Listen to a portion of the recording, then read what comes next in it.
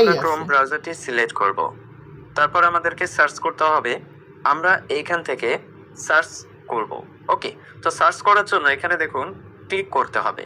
Click করার পর আপনি জাস্ট এইখানে লিখবেন MPS, তারপর লিখবেন লোন, LOAN, MPS লোন, এরপর দিবেন .com। দেওয়ার পর সরাসরি ভিজিট করবেন। ভিজিট করার সাথে সাথে ঠিক আপনার সামনে এরকম একটি ইন্টারফেস শো করবে। এইখানে জাস্ট দেখতে পাবেন ভেরিফাইং হবে।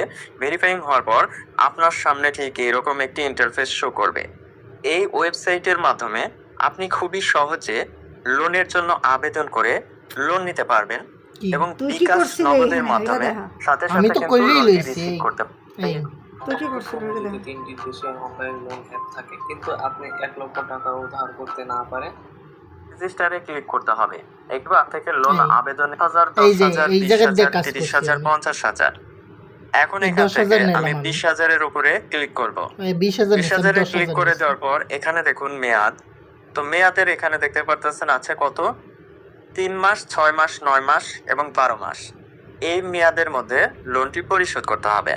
তো এখন এখান থেকে আমি তুই যে টাকা দিছিস সেটা প্রুফ দেখা। 9 মাস সিলেক্ট করে দিলাম। প্রুফ তো 9 মাস সিলেক্ট। আমি এই যে আমি টাকা দিছি, এই নম্বরে আমি টাকা দিছি, এনারে আমি ফোনও দিছি, এই বলে কোনো টাকাই পাইনি।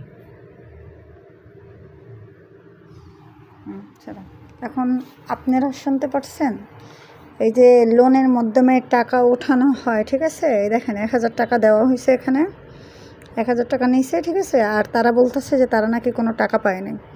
তো আপনারা এসব ভুয়া চক্করে পড়বেন না, ঠিক আছে? লোনের মাধ্যমে কেউ কোনো টাকা দেয় না, ঠিক আছে? তারা আরও উল্টা ফাঁদ পেতে থাকে যে আপনার কাছ থেকে 1,000, আর যদি 30,000 নিতে চায় তাহলে 3,000, ঠিক আছে? 20,000 নিতে চাইলে 2,000, এইভাবে করে টাকা নিয়ে খাইয়ে ফেলে। তো আপনারা এইসব জিনিসে একদমই বিশ্বাস করবেন না।